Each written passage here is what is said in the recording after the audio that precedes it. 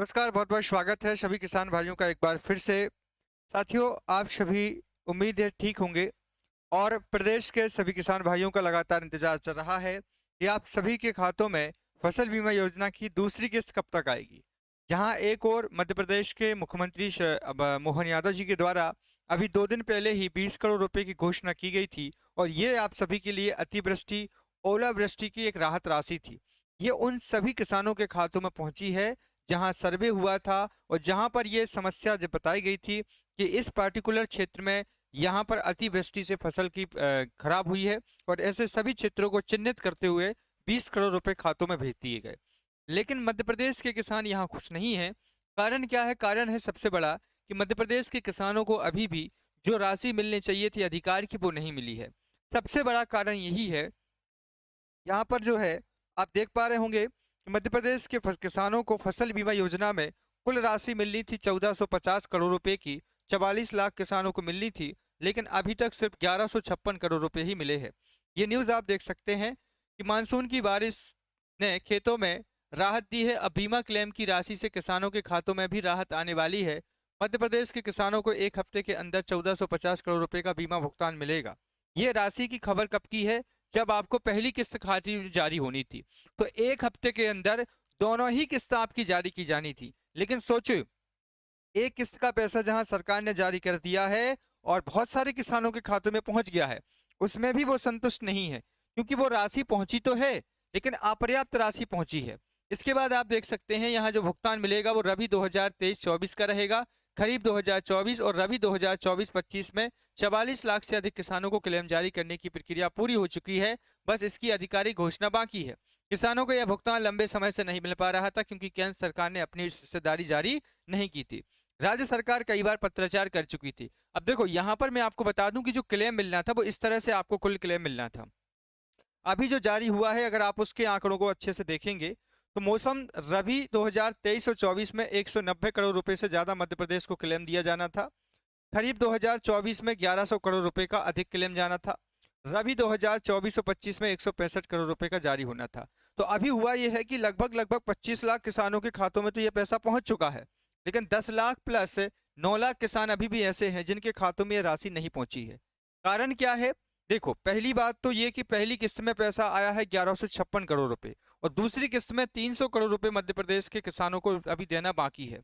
अगर ये राशि किसानों के खातों में पहुंच जाती है तो लगभग लगभग मध्य प्रदेश के सभी किसानों को पैसा मिलेगा। लेकिन इस राशि को लेकर के फिलहाल यही अपडेट आई थी कि मध्य प्रदेश में ये जो अगस्त का महीना था उसी में ही आपकी प्रक्रिया को पूरा कर लिया जाना था, लेकिन जारी नहीं की गई है। अब यहाँ पर ये प्रयास जताए जा रहे हैं क्योंकि अभी आपने देखा होगा कि पंजाब में जो बाढ़ आई, वहां पर जाकर के पूर्व मुख्यमंत्री शिवराज सिंह चौहान जी ने चर्चा की और उन्होंने बताया कि वहां पर जाकर के उन्होंने कहा कि जल्द ही हम सभी को दूसरी जो आपकी किस्त है उसका पैसा भेजेंगे। लेकिन ये उन्होंने स्पेशल नहीं कहा या उन्होंने चिन्हित नहीं किया कि ये पैसा आपके खातों में कब भेजेंगे। यहाँ पर भी यही खबर आई थी कि किसानों को इसी महीने के अंत में, मतलब अगस्त में ही ये राशि आपकी भेजी जानी थी। विभाग ने भी यही कहा था। लेकिन सबसे बड़ा कारण ये रहा है कि कोई ना कोई बड़ा कार्यक्रम जब तक नहीं होता है तब तक आपके खातों में राशि नहीं भेजी जाती है। अब सुनिएगा मेरी बात को कि सबसे पहली कुछ जरूरी बातें मैं आपको बता देता हूँ। पहली किस्त जो जारी की गई थी उसमें लगभग सभी किसानों को खाता में पैसा पहुंचा है। तो पहली किस्त में अगर आपके खातों में पैसा नहीं पहुंचा है तो अभी आपको कुछ नहीं करना है, ना ही आपको रुकना है, ना प्रयास करना है, ना परेशान होना है कि आप बीमा कंपनी के पास जाएं, आप किसी भी ब्रांच में जाएं। आपको इंतजार दूसरी किस्त का करना है जो कि संभवतः इसी महीने आपके खातों में जारी हो सकती है। अच्छा, अगर आपको पहली किस्त से कोई शिकायत आई है, जैसा आपका पैसा कम आया है या पैसा बराबर नहीं है, पैसा हिसाब से नहीं आया है, तो इसकी शिकायत आप जाकर के जिला प्रशासन में कर सकते हैं। आप तो जाइए, कलेक्टर जाइए या कृषि विकास शाखा जाइए, उनको बताइए कि हमारा जो क्लेम की राशि है वो सही तरीके से पहुंची नहीं है। तो उसका आपको क्या होगा, निराकरण किया जाएगा कि कहाँ पर बीमा कंपनी ने गलती की है या आपका कैलकुलेशन सही तरीके से नहीं हुआ है।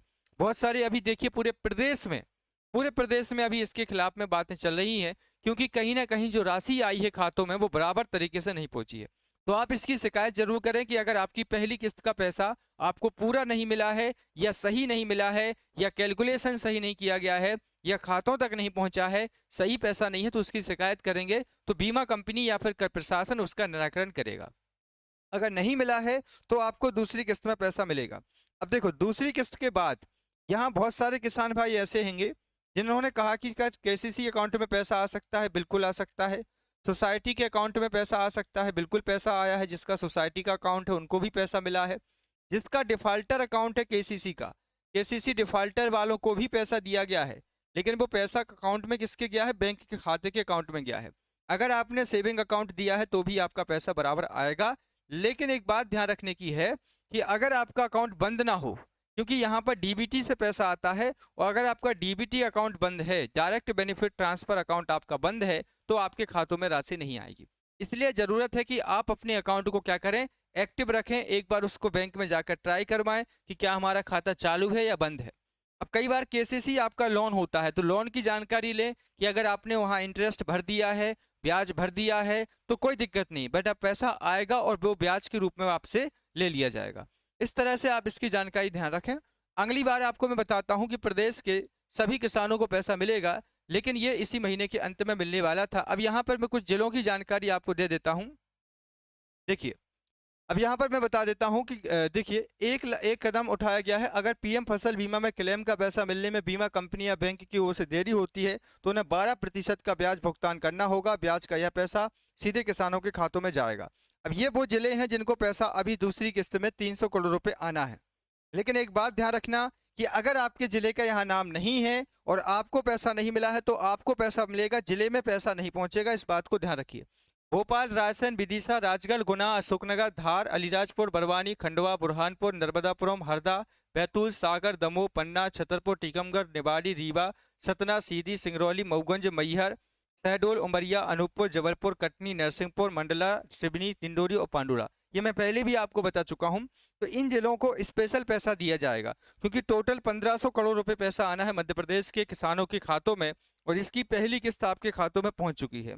तो दूसरी किस्त की जो राशि आपके खातों में आएगी, अब संभवतः प्रयास यही जताए जा रहे हैं कि इसी महीने कोई ना कोई कार्यक्रम हमारे, देखिए, आएगा। अपनी अगली किस्त कब तक मिलेगी तो आपको बता दें, 11 अगस्त को पहली किस्त का पैसा डीबीटी हुआ था। आगे की भुगतानियां रोलिंग बेसिक प्लान पर जारी होंगी, मतलब जैसे जैसे जिलों के दावे बीमा कंपनी और प्रशासन के पास होंगे, वैसे वैसे किसानों के खातों में पैसा मिलेगा।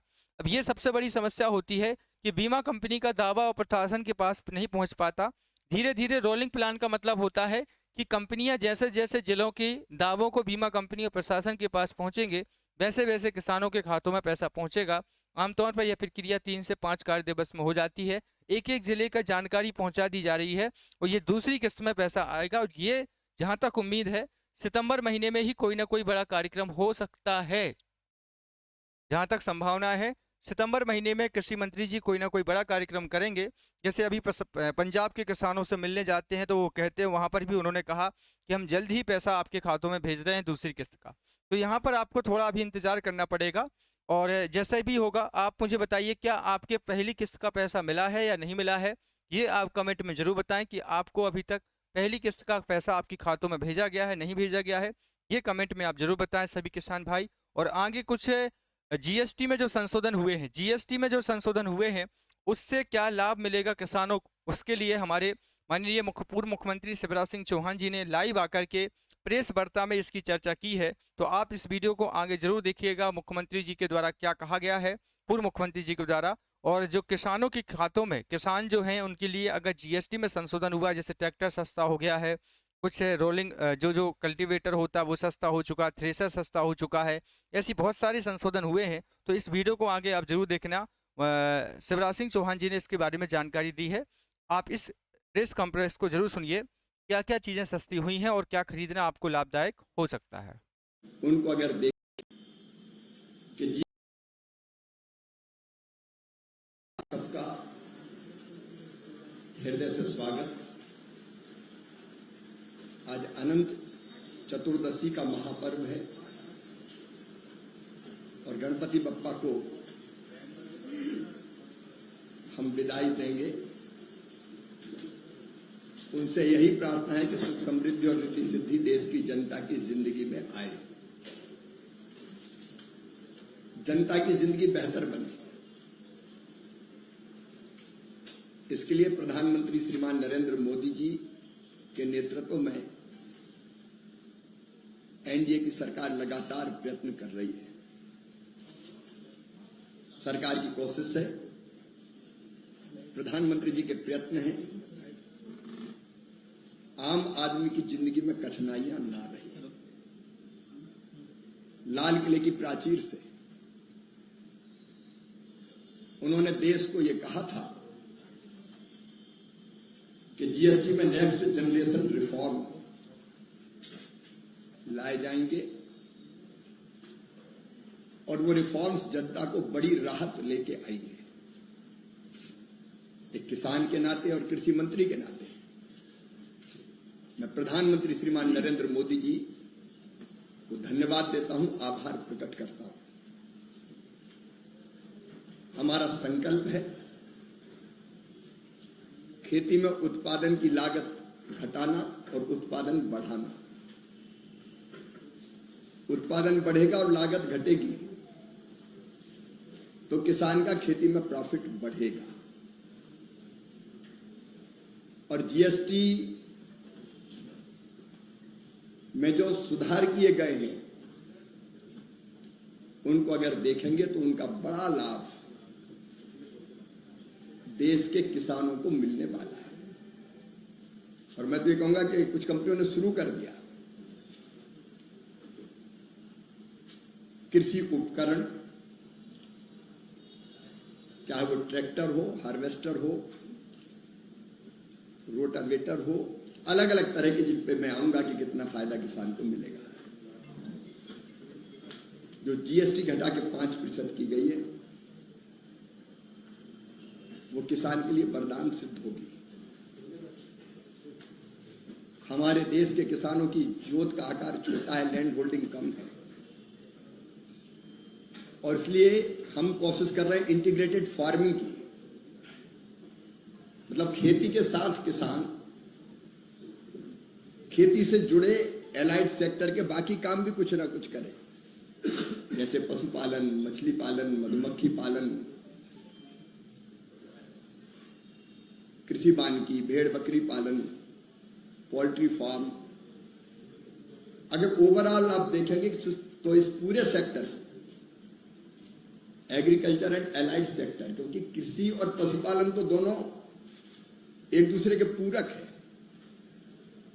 उस पर भी जीएसटी में जो छूट दी गई है वो भी हमारे खेती और किसानों के लिए वरदान सिद्ध होगी। लेकिन इससे जुड़ा हुआ अगर ग्रामीण क्षेत्र की बात आप देखें तो हस्तशिल्प, हाथों से बना सामान, चमड़े के सामान, जब दूध और दुग्ध उत्पाद के काम में व्यापक पैमाने पर महिला सेल्फ हेल्प ग्रुप्स काम कर रहे हैं, जिन्हें कई बहनों को लखपति दीदी बना दिया है, उनकी जिंदगी भी जीएसटी में छूट से और बेहतर होगी, उनकी आमदनी बढ़ेगी और ये लखपति दीदी के आंदोलन को भी एक नई ताकत मिलेगी। मित्रों, अगर हम जीएसटी सुधारों को देखें तो एक उदाहरण के तौर पर कोई ट्रैक्टर अगर 9 लाख रुपए में आता था, 9 लाख रुपए में खरीदते थे, तो अब किसान को 65,000 रुपए की बचत उस पर होगी। केवल परसेंटेज में अगर हम ना समझें तो कैसे बचत होगी? अगर 9 लाख रुपए का ट्रैक्टर है तो 65,000 रुपया किसान को, कंपनी को कम देना पड़ेगा। अगर ट्रैक्टर 35 HP का है जिसकी कीमत लगभग 5,80,000 होती थी, तो एक ट्रैक्टर खरीदने पर 41,000 रुपए की बचत होगी। 45 HP के ट्रैक्टर पर 45,000 रुपया बचत होगी। 50 HP के ट्रैक्टर पर 53,000 रुपया बचत होगी और 75 HP के ट्रैक्टर पर लगभग 63,000 रुपया बचत होगी। तो ट्रैक्टर पर ही अगर आप बचत देखें तो 25,000 से लेके 63,000 रुपए तक की बचत किसानों को होगी। पावर टिलर, ये अनुमानित कीमत बता रहा हूं, थोड़ा इधर उधर हो सकता है, अनुमानित जो उनकी कीमत, अलग अलग कंपनी के रेट्स कुछ अलग अलग होते हैं, लेकिन मोटे तौर पर पावर टिलर 13 HP का लगभग 1,69,643 रुपए के आसपास आता है। अलग अलग कंपनी की कीमत थोड़ी वेरिएशन होता है। उस पर 11,875 रुपए की लगभग बचत होगी। धान के रोपण का जो यंत्र होता है उसमें 15,400 रुपए की बचत होगी, 2,20,000 रुपए का आता है। बहुफसली थ्रेसर, जिससे थ्रेसिंग का काम करते हैं, अलग अलग फसलें निकालते हैं थ्रेसिंग करके, उस पर लगभग 14,000 रुपए की बचत थ्रेसर पर होगी। पावर वीडर जो घास निकालता है और जमीन तैयार करता है, 7.5 HP का, इस पे 78,000 रुपए के आसपास आता है।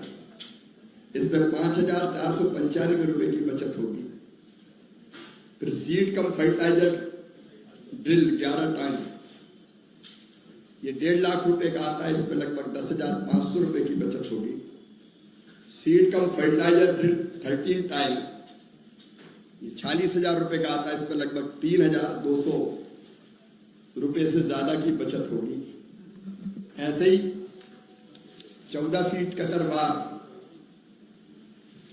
अगर कंबाइन हार्वेस्टर की बात करें, कंबाइन हार्वेस्टर, इसमें 1,87,000 रुपए की बचत होगी। ये सही है कि इंडिविजुअल किसान नहीं खरीदता, लेकिन किराए से तो वो अपने खेत में चलवा के फसल काटता है। उसमें 1,87,500 रुपए के आसपास बचेंगे, तो किराया भी कम होगा, जो कटाई का किराया रहता है। ऐसे स्टार रीपर 3,12,500 रुपए की 21,875 रुपए बचत होगी। सुपर सीडर आजकल बहुत उपयोगी है, इस पर 16,875 रुपए की लगभग बचत होगी, जो 2,41,071 रुपए का आता है। वैसे हैप्पी सीडर 10 टाइम का 1,51,000 के आसपास आता है, 10,600 के आसपास रुपए की बचत होगी। मल्चर जो पराली को काट के ऊपर छोड़ता है, 1,65,000 रुपए के आसपास आता है। इसमें लगभग 11,500 रुपए की बचत होगी।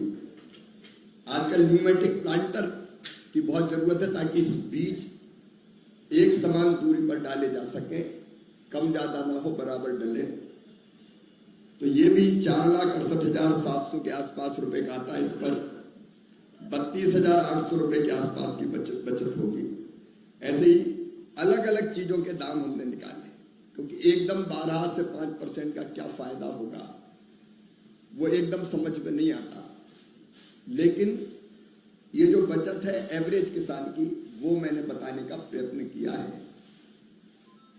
हमारे जो किराए पर हमारे अनेकों सेंटर हैं जो किराए पर मशीनें देते हैं, इसके कारण उनका किराया भी कम होगा। देखो हमारे यहाँ, मैंने कहा, लैंड होल्डिंग कम है, इसलिए इंडिविजुअल किसान महंगी मशीनें नहीं खरीद सकता, और मैकेनाइजेशन के बिना, टेक्नोलॉजी का इस्तेमाल किए बिना उत्पादन ज्यादा बढ़ नहीं सकता। इसलिए मैकेनाइजेशन और टेक्नोलॉजी दोनों जरूरी है। इसका लाभ हमारे छोटे किसान, मझोले किसान, उनको भी मिलेगा, और निश्चित तौर पर उनका प्रॉफिट बढ़ेगा। वैसे ही जैसे आपने देखा, दूध डेयरी क्षेत्र अगर आप देखेंगे तो डेयरी क्षेत्र में दूध और पनीर पर अब कोई GST नहीं होगा। इससे आम आदमी को तो लाभ हो गई, इसकी मांग भी बढ़ेगी, और दूध खरीद के डेयरी उत्पाद तैयार करने वाले वो भी लाभ में रहेंगे, और किसानों को भी सीधा सीधा, जो दुग्ध उत्पादक पशुपालक हैं, उनको सीधा फायदा होगा। मक्खन, घी, इन पर भी GST कम की गई है, तो निश्चित तौर पर ये स्वदेशी उत्पाद ज्यादा बिकना प्रारंभ होंगे। दूध के डिब्बों पर भी GST घटाई गई है, उसका लाभ भी डेयरी क्षेत्र को मिलेगा। और डेयरी क्षेत्र अगर आगे बढ़ेगा तो तो सीधे किसान और पशुपालक आगे बढ़ेंगे। वैसे जीव कीटनाशक और सूक्ष्म पोषक तत्वों पर 12 जीव कीटनाशक और कई सूक्ष्म पोषक तत्व है माइक्रोन्यूट्रिएंट, उन पर भी जीएसटी घटाई गई है। इससे प्राकृतिक खेती और जैविक खेती को, क्योंकि जैविक जो इनपुट्स है उनकी कीमत कम होगी तो उसमें लाभ होगा, और रासायनिक उर्वरकों से जैव उर्वरकों की तरफ किसान के बढ़ने की प्रवृत्ति निश्चित तौर पर बढ़ेगी। फर्टिलाइजर पर भी जो ammonia, sulphuric acid, nitric acid, इन पर भी 18% से घटा के जीएसटी 5% की गई है। ये कच्चा माल है जो उर्वरक तैयार करता है, इससे भी निश्चित तौर पर इनकी कीमतें कम होगी तो किसान को उसका भी लाभ होगा। केवल इतने ही नहीं, फल और सब्जियां अब जरूरी हो गया कि इनकी वैल्यू एडिशन करें, प्रोसेसिंग करें। इस प्रोसेसिंग पर भी तैयार संरक्षित सब्जियां, फल, मेवे, इन पर भी जीएसटी घटाई गई है, जिसका लाभ सीधे सीधे किसान को मिलेगा। वैसे कोल्ड स्टोरेज, फूड प्रोसेसिंग, उसको भी इसका निश्चित तौर पर लाभ मिलेगा। ऐसे ही हमारे मछली जो उत्पादक किसान हैं, देश के बड़े हिस्से में मछली पालन का काम होता है। केवल समुद्रों में नहीं, अब तो खेतों में भी तालाब बना के व्यापक पैमाने पर मछली पालन का काम किया जा रहा है। तो इस पर भी जो तैयार या संरक्षित मछली पर भी कर की दर कम की गई है, उससे भी देश भर के जो मछली पालन के काम में किसान लगे हैं उनको लाभ होगा। वैसे प्राकृतिक शहद पर भी जीएसटी कम होगा तो शहद उत्पादक किसान, उनको सीधा सीधा इसका लाभ मिलेगा। एक और किसानों का लाभ है, ऊर्जा आधारित उपकरणों पर जीएसटी कम की गई है, 12 से घटा के 5%। इससे सस्ते सौर ऊर्जा आधारित उपकरण वो और सस्ते होंगे, क्योंकि किसान ऊर्जादाता भी बने, इसका प्रयत्न भी चल रहा है सौर ऊर्जा के आधार पर, तो उनको भी इसका लाभ मिलेगा। वैसे ड्रिप इरिगेशन वगैरह उस पर भी जीएसटी कम की गई है। तो जो पर ड्राप मोर क्रॉप के जो उपकरण हैं, ड्रिप के स्प्रिंकलर, उस पर भी जीएसटी कम की गई, वो और सस्ते हो जाएंगे और किसान की पहुंच में और आसानी से आएंगे, तो किसान उनका भी इस्तेमाल करेगा तो पानी भी बढ़ेगा, पानी भी बचेगा, उत्पादन बढ़ेगा और किसानों का प्रॉफिट बढ़ेगा। केवल इतने ही नहीं, ग्रामीण भारत के लिए सीमेंट पर, लोहे पर जो जीएसटी कम की गई है, उससे अब प्रधानमंत्री आवास योजना के अंतर्गत मकान बनाना भी सस्ता हो जाएगा, क्योंकि सीमेंट के दाम कम होंगे, लोहे के दाम कम होंगे, तो जो गरीब अपना घर बनाता है, गरीब का घर बनाना भी आसान हो जाएगा। ग्रामीण क्षेत्रों में जो इंफ्रा बनता है, स्कूल बने, आंगनबाड़ी बने, पंचायत भवन बने, उनकी लागत भी निश्चित तौर पर कम हो जाएगी। और सबसे बड़ा फायदा तो अर्थव्यवस्था को ये होगा कि आज देश जिन चुनौतियों का सामना कर रहा है, हमारी अर्थव्यवस्था को और हमको मजबूत करना है, और इसलिए ये जो दाम कम होंगे उससे निश्चित तौर पर मांग बढ़ेगी। मांग बढ़ेगी तो बाजार में ज्यादा पैसा और आएगा, उससे हमारी अर्थव्यवस्था भी निश्चित तौर पर मजबूत होगी। और इसलिए इन कदमों के लिए, जिसने ग्रामीण भारत की तस्वीर बदली है और जो खेती और किसान की जिंदगी, खेती की तस्वीर बदलेंगे और किसान की तकदीर बदलेंगे, इन फैसलों के लिए मैं प्रधानमंत्री श्रीमान नरेंद्र मोदी जी को हृदय से बहुत बहुत धन्यवाद देता हूं। हमारी प्राकृतिक खेती, जैविक खेती को भी बल मिलेगा, और विशेषकर इंटीग्रेटेड फार्मिंग की तरफ जो हम देश को ले जाना चाहते हैं कि एक केवल फल, सब्जी, अनाज की खेती नहीं, उसके साथ बाकी कामों में भी किसान लगे, उसको भी बल मिलेगा। इस क्रांतिकारी सुधार के लिए प्रधानमंत्री जी को बहुत बहुत धन्यवाद, वित्त मंत्री जी का आभार। चौहान साहब, ये रिफॉर्म्स किए हैं, लेकिन इसका कंप्लायंस सही से हो और बेनिफिट नीचे तक पहुंचे, इसके लिए क्या बंदोबस्त किए हैं? सरकार उस पर ध्यान देगी, राज्य सरकारें भी ध्यान देगी, नीचे तक लाभ पहुंचे। मैं तो केवल एक शुभ समाचार आपको देना चाहता हूं कि कई ट्रैक्टर कंपनियों ने अभी से रेट कम कर दिए और विज्ञापन करना शुरू कर दिया कि अब हमारा ट्रैक्टर इतने रुपए में मिलेगा, तो उसका परिणाम देखने में आने लगा है। कि इसमें जो केंद्र से जो राज्य सरकारों को जो राशि मिलती है जीएसटी उसको डिवोल्यूशन बोलते हैं सर, उसमें क्या कोई कमी आएगी? क्योंकि मेरे हिसाब से कोई कमी नहीं आएगी, मांग बढ़ेगी निश्चित तौर पर। अंदाज ये है कि इंडिविजुअल हमारे भाई बहनों को फायदा होगा, लेकिन सामूहिक रूप से अगर बाजार में मांग बढ़ती है, खरीदी ज्यादा होती है, तो मुझे लगता है कि उस पर भी कोई अंतर नहीं पड़ेगा।